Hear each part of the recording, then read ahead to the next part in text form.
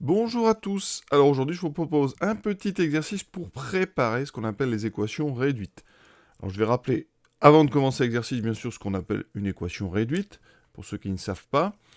C'est un exercice purement technique, donc apprendre à transformer une relation en mettant des choses à gauche, à droite, par soustraction, par addition, par division, par multiplication, voilà. Toutes des petites choses qui ont l'air comme ça très simples, mais qui ne sont pas acquises par tous. Et donc, c'est l'occasion de mettre un petit point là-dessus. Comment se débrouiller quand on doit transformer une équation de droite. Alors, ce qu'on a vu, nous, c'est trouver pour l'instant des équations cartésiennes de droite. C'est-à-dire des équations sous la forme ax plus by plus c égale 0. Avec a, b et c réels. Il faut que a et b soient non nuls simultanément. Donc a et b sont non nuls en même temps.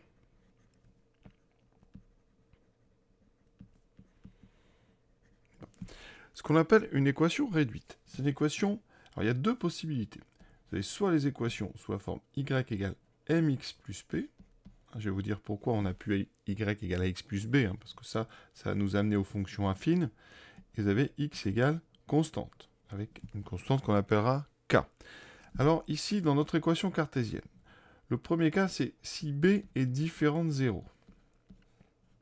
Et bien, dans ce cas-là, on peut écrire by égale donc moins ax moins c. Oui, j'ai enlevé des deux côtés ax et c.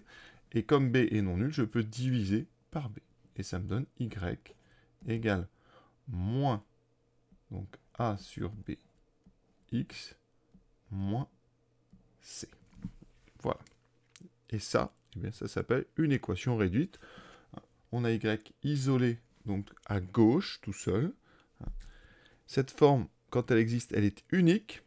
Et ça nous ramène vraiment aux fonctions affines. Donc ça, on en parlera en détail après. C'est vraiment important, mais pour l'instant, aujourd'hui, on va apprendre juste à transformer. Et le deuxième cas, c'est que si b égale 0, eh bien oui, vous ne pouvez pas diviser par b ici. On n'a pas le droit de diviser par 0. Donc si b égale 0, on revient au début. Ça veut dire que votre équation, le terme by est nul. Il reste ax plus c égale 0.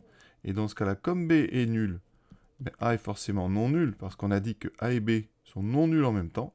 Et dans ce cas-là, x est égal à moins c divisé par a. Et c'est ça votre constante. D'accord? Donc, ici, vous voyez, le m qui s'appellera la pente ou le coefficient directeur vaut moins a sur b. Et le p qui s'appelle l'ordonnée à l'origine vaut moins c. Ça, c'est pour les droites. Donc, les droites qui ne sont pas verticales. Voilà. Pour les verticales, eh bien, ça sera cette équation réduite-là, avec la constante k qui vaut moins c sur a. Alors, on n'apprend pas les formules, on retrouve à chaque fois l'équation réduite. Donc, je vais faire un petit exemple, et après, on passe à nos 11 questions. Donc, ce sera à vous de les faire, bien sûr, avant que je les fasse, sinon ça n'a pas d'intérêt. Prenons 3x plus 7y moins 4 égale 0. Ici, j'ai un b qui est 7 qui est non nul, donc je vais laisser 7y à gauche. J'enlève 3x et moins 4, donc je fais moins 3x plus 4. Pour enlever ce 7, je vais donc une multiplication. Ici, je divise par 7. Et quand on divise par 7, ici, une somme, chaque terme est divisé par 7. Donc on va directement écrire moins 3 sur 7x plus 4 sur 7. Et voilà votre équation dite réduite. On est passé d'une équation cartésienne classique à une équation réduite. Une équation réduite, c'est aussi une équation cartésienne, mais elle est sous une forme très particulière. Et donc, on la reconnaît instantanément. Ici, vous avez un moins 3 septièmes. Ça sera donc ce qu'on appelle le coefficient directeur, la pente de la droite. Et là, il y a des choses à dire. Et 4 septièmes, c'est ce qu'on appelle son ordonnée à l'origine. Voilà. Donc, on est parti pour nos exemples. Ça commence très simple, d'accord, c'est vraiment très progressif ce que j'ai fait là. Donc, x plus y égale 20. Vous n'avez que ce x à gauche qui nous gêne. On va l'enlever des deux côtés. Y égale donc... Alors, au début, on peut mettre 20 moins x. Mais on mettra moins x plus 20. Sachant que ce moins x, c'est en fait moins 1x plus 20. Donc ici, la pente de cette droite, c'est moins 1. D'accord? On verra, une pente, moins 1, ça veut dire que quand, dans un repère classique, orthogonal, quand vous avancez d'une unité vers la droite, vous allez descendre d'une unité. D'accord? Donc cette droite, quand on va vers la droite, elle va descendre. La deuxième, 8x plus 4y égale 12. Là, vous avez un 12 à droite. On va le laisser. On va donc se débarrasser du 8x. Ça fait 4y égale donc 12 moins 8x. On peut y aller doucement. Ce qui donne donc 4y égale donc moins 8x plus 12. Alors ici, entre les lignes, hein, officiellement, c'est une équivalence. Vous pouvez comme ça revenir en arrière. Ensuite, ce 4 ici, il faut s'en débarrasser. Donc, on divise les deux membres de droite par 4. Ce qui fera moins 8 sur 4x plus 12 sur 4. Ce qui fait qu'on a souvent après des petites simplifications. Donc ici, on va les faire. 8 sur 4, ça fait 2. Et 12 sur 4, ça fait 3. Alors, quand on a des simplifications à faire à la fin, comme ça, c'est peut-être qu'on aurait pu les faire plus tôt. Effectivement, hein, votre équation cartésienne au début, on peut aussi choisir, et c'est ce qu'on va faire la plupart du temps, essayer peut-être de la réduire avant. Vous voyez, tous les coefficients 8, 4 et 12 sont divisibles par 2. Je peux donc diviser les deux membres par 2. Ça va me donner 4x plus 2y égale à 6. Et même, regardez, je peux encore diviser par 2 parce que tout était multiple de 4. Et donc, ça me fait 2x plus y égale 3. Et dans ce cas, vous voyez, en mettant ce 2x par soustraction de l'autre côté, on arrive à y égale moins 2x plus 3. Donc, c'est à vous de voir hein, vraiment à quel moment vous allez simplifier quand c'est possible. Mais moi, je vous conseille de le faire le plus tôt possible. Troisième, moins 6x moins 3y égale 10. On regarde les trois coefficients 6, 3, 10, mais on ne peut pas simplifier par 3 ni par 2. Hein. Donc, on va transformer. On va se débarrasser du moins 6x. Donc, moins 3y égale plus 6x. Donc, plus 10. D'accord? On a ajouté des deux côtés 6x. Là, c'est un plus. Ensuite, on va devoir diviser par moins 3. Les deux côtés. Donc, ça va me donner y égale donc 6 sur moins 3x plus 10 sur moins 3. On peut aller doucement, on a tout à fait le droit. Y égale alors 6 sur moins 3, déjà ça fait moins. 6 sur 3, ça fait 2. Ensuite, ce moins, on va le monter, ça fait moins 10 sur 3. Voilà, vous voyez, c'est pas si évident que ça, donc c'est une habitude. Et puis, progressivement, eh bien, vous allez finir par le faire tout à fait naturellement. Quatrième, alors là, j'ai mis des gros nombres, 40, 30 et 120. Alors vous remarquez, on peut déjà diviser par 10. On va le faire. Donc si on divise par 10 chaque terme, en fait chaque coefficient va être divisé par 10. Ça me donne 4x plus 3y moins 12 égale 0. Vous voyez, c'est quand même beaucoup plus simple. Après, eh bien, on va donc isoler y. Donc on laisse 3y à gauche. On va enlever 4x des deux côtés. On va ajouter 12 pour enlever ce moins 12. Donc voilà ce que ça donne. Et maintenant, on divise par 3, moins 4 tiers de x, plus 12 sur 3. Et on regarde si l'un des coefficients que vous voyez peut se simplifier. Et effectivement, on a un 12 sur 3 ici qui fait plus 4. Cinquième. Alors vraiment, l'idée c'est que vous essayez tout seul, hein, progressivement, ou vous anticipiez avant que je le fasse. Donc là, qu'est-ce qu'on va faire? Les coefficients 25, 30, 20, tout est divisible par 5. Donc je divise par 5. Ça me fera 5x. 6y égale 4. Vous avez tout à fait le droit vraiment de diviser une équation des deux côtés par un même nombre non nul. Ça, on a vraiment le droit. Et on ne va pas s'en priver. Donc ici, 6y, on le laisse. Par contre, on va se débarrasser de 5x en enlevant 5x, moins 5x, plus 4. Il nous reste à diviser par 6, moins 5 sur 6, plus 4 sur 6, et directement, 4 sur 6, si vous le voyez, vous écrivez donc 2 tiers. Ensuite, plus difficile celui-là, 15x égale 10y plus 5. Alors le y est à droite, ça pose des problèmes énormes, je vais vous dire tout de suite pourquoi.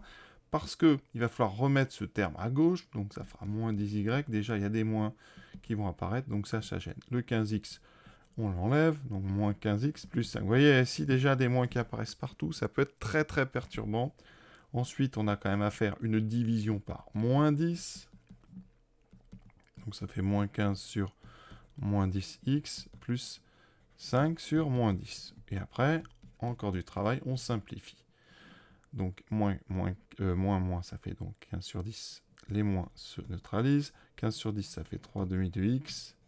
Le moins monte. 5 sur 10, ça fait 1 sur 2. Alors, les erreurs que j'ai commises ici, en tout cas les maladresses. Première chose, alors là, vous avez peut-être vu, il faut vraiment essayer de simplifier tout de suite. Donc là, j'aurais dû diviser par 5 partout. Ça m'aurait donné déjà 3x égale 2y plus 5. Ça, c'est déjà un réflexe que j'aurais dû... plus 5, pardon. Plus 1. J'aurais dû, ça, vraiment le faire tout de suite parce que ne pas le faire, oui, ça m'expose à plein de simplifications. Donc, pensez-y. Ensuite, deuxième chose qui peut être très astucieuse, quand le y est du côté droit avec un coefficient positif, eh bien, vous pouvez recopier l'équation en changeant l'ordre. C'est-à-dire, vous mettez le membre de droite à gauche et le membre de gauche à droite. C'est toujours autant vrai, hein, quand A égale B, B est égal à A. Le gros avantage de ces petites astuces, pour ceux qui gèrent mal les moins, c'est que ça vous fait directement des coefficients positifs. Voilà. Ça, c'est des petites astuces qui peuvent servir, parfois. Donc, ça ferait 3 demi, ouais, je divise par 2, moins 1 divisé par 2. Évidemment, toutes les méthodes bien exécutées amènent au même résultat, mais vraiment, parfois, c'est bien de simplifier tout de suite. Et la petite astuce, là, ici, de changer l'ordre, ça peut servir dans des autres styles. Quand, par exemple, on doit résoudre 5 égale 3 moins x. Eh bien, c'est mieux de résoudre, par exemple, 3... Ah, qu'est-ce que je fais là? Alors, ça peut servir dans d'autres endroits. Quand vous avez à résoudre une équation, par exemple, 3 moins x égale 0, certains ont du mal avec ce genre de choses, parce que le moins est à gauche. Eh bien, résolvez plutôt 0 égale 3 moins x, comme ça, vous mettez le x à gauche, ça fait x égale 3. Alors pour ceux qui savent faire, on écrit plutôt 3 égale x, hein, et donc on a x égale 3. Mais voilà, c'est des petites astuces comme ça, qui montrent que vous maîtrisez bien les égalités, les équations.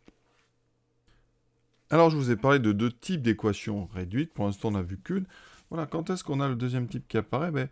Quand dans votre équation cartésienne, vous n'avez qu'une seule des deux lettres x ou y. Ici, je n'ai pas de y.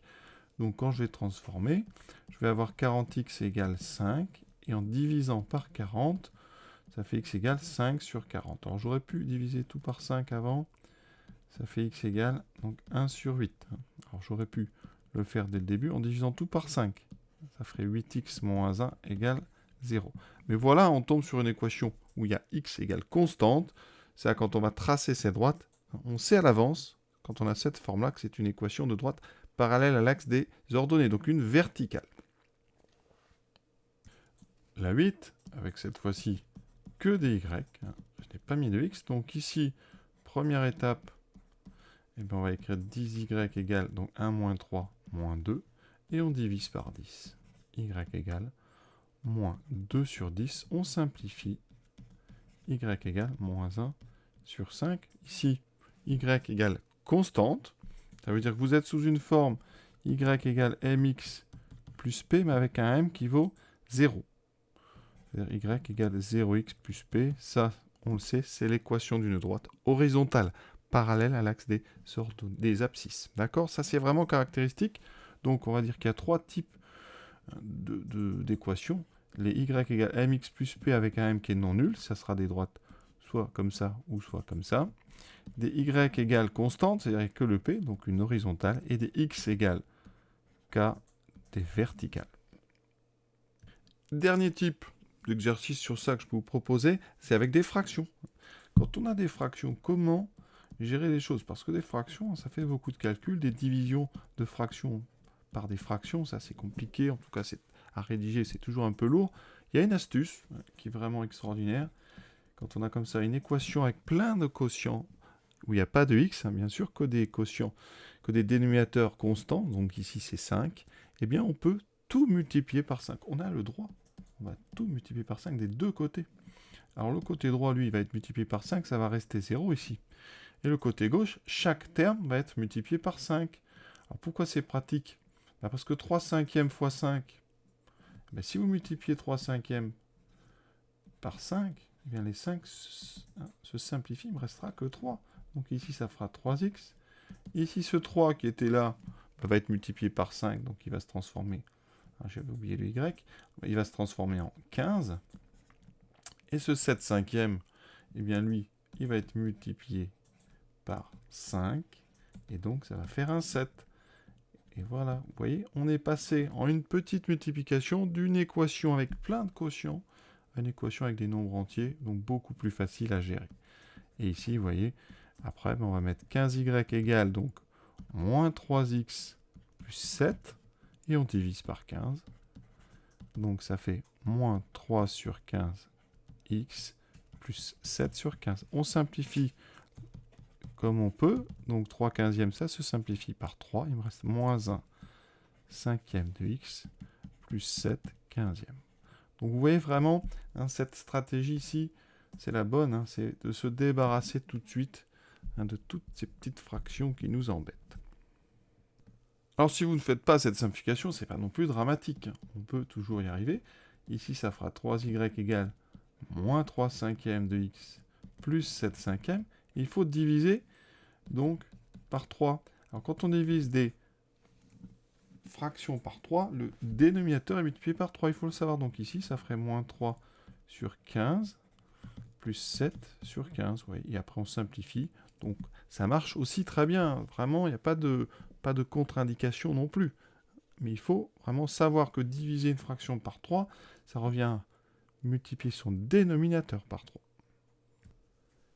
Dernière équation. Alors là, j'ai mis pas mal de fractions. Donc, on va apprendre à gérer ça. Vous allez voir. Il ne faut pas que ça vous effraie.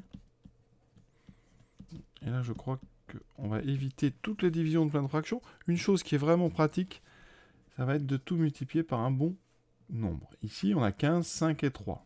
Donc l'idée, c'est que, eh bien, on va essayer de trouver le dénominateur commun, c'est 15. 3 fois 5, 15. Donc, on va essayer de multiplier tout par 15. Mais avant, petite astuce, on va mettre toutes les fractions avec un dénominateur 15. Donc ici, je multiplie ça par 3. Ça fait 33 sur donc 15. Et ici, je multiplie par 5, ce qui fait 10 sur 15. Vous voyez ? Et c'est là que je vais tout multiplier par 15. Et là, quand on multiplie par 15, tous les 15e vont disparaître. J'aurai moins 4x plus 33y plus 10 égale 0. Et vous voyez, on a maintenant une équation avec uniquement des nombres entiers. Donc, le reste va être facile à gérer.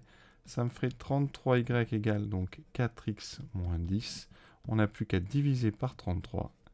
Y égale 4 sur 33x moins 10 sur 33. Vous voyez, on a géré ça de façon vraiment très limpide. Hein, vraiment, il n'y a pas de grosses difficultés.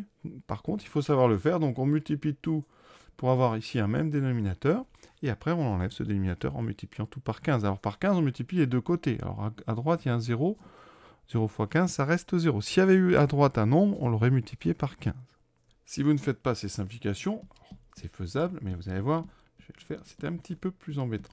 On a donc 4 sur 15x moins 2 tiers. On doit donc se débarrasser de ce 11 sur 5. On divise donc tout par 11 sur 5. Donc vous allez normalement écrire 4 sur 15x sur 11 sur 5, moins 2 sur 3 sur 11 sur 5. Vous voyez, donc déjà, il y a plein d'étages. Chaque, ici, division, ça va être une multiplication par l'inverse de ce qu'il y a dessous. Voilà.